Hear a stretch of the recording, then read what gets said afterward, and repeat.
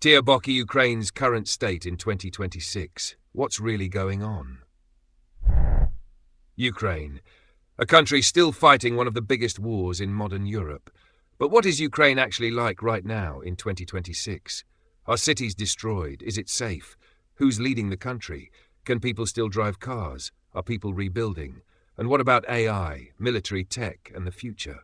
Today we're looking at Ukraine's current state in 2026 in a clear, simple way. Because online, you'll see fear, propaganda, fake headlines, and sometimes complete confusion. So, what's actually going on? Chapter 1. Is Ukraine completely destroyed? Short answer, no. But it's also not untouched. Ukraine today is a mix of functioning cities, damaged neighborhoods, partially destroyed areas, and severely damaged frontline zones. In cities like Kyiv, people still go to cafes, trains still run, shops still open, people still work. But at the same time, missile strikes and drones can suddenly damage buildings, apartments, roads, and power systems. Some districts look normal, others show signs of war. Broken windows, repaired roofs, burn marks, construction crews rebuilding.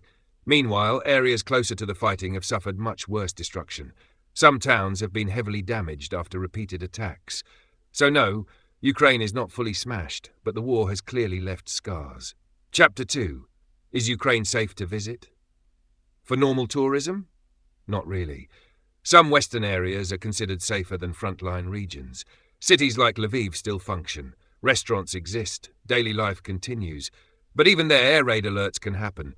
Missile strikes remain possible, and Ukraine's airspace is still restricted, meaning travel usually happens by land through neighboring countries.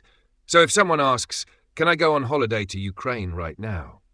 The answer is, probably better to wait. Chapter 3. Is Ukraine getting a new president?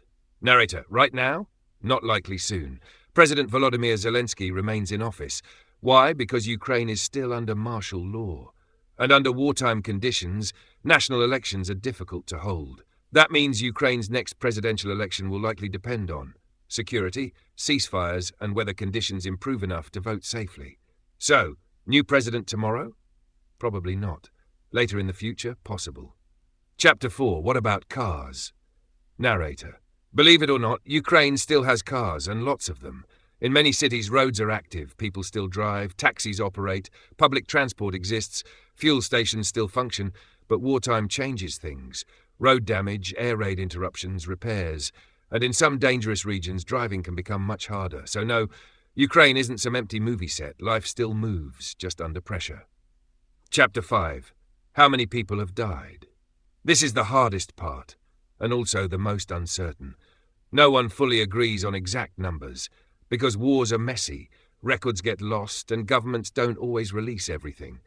But overall estimates suggest hundreds of thousands of deaths across civilians and military personnel, possibly over 500,000 total deaths depending on methodology, and even more wounded. Behind every number is a person, a family, a story. Chapter 6. Is Ukraine making new plans? Narrator. Yes, even during war. Ukraine is planning, rebuilding cities, repairing infrastructure, stronger defense systems, drone expansion, robotics, better military logistics, and long-term recovery. There are major rebuilding discussions focused on homes, roads, power stations, schools, and hospitals. Because eventually, even damaged countries rebuild. Chapter 7. USB charging for soldiers? Yes, really. Modern war isn't just tanks. It's phones, apps, drones, maps, communication, meaning soldiers still need electricity.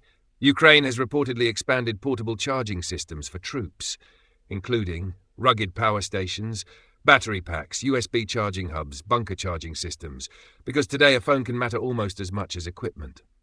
Chapter 8. AI in Ukraine. This part surprises many people. Ukraine is becoming increasingly advanced with AI technology, especially for drones, anti-drone systems, robotics, battlefield analysis, navigation under signal jamming. Some drones now use smarter systems to operate when signals fail. Ground robots are helping with dangerous supply tasks. And new defense technology is being tested constantly. War-accelerated innovation. Fast. Very fast.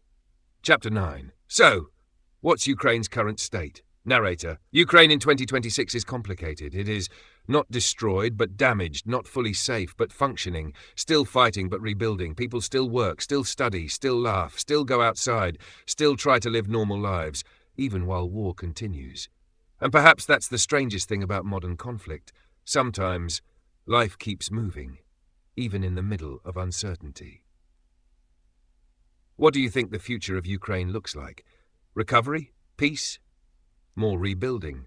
Or years of uncertainty? Comment below. And if you enjoyed this documentary, subscribe for more World Explainers, because sometimes the internet headlines only tell half the story.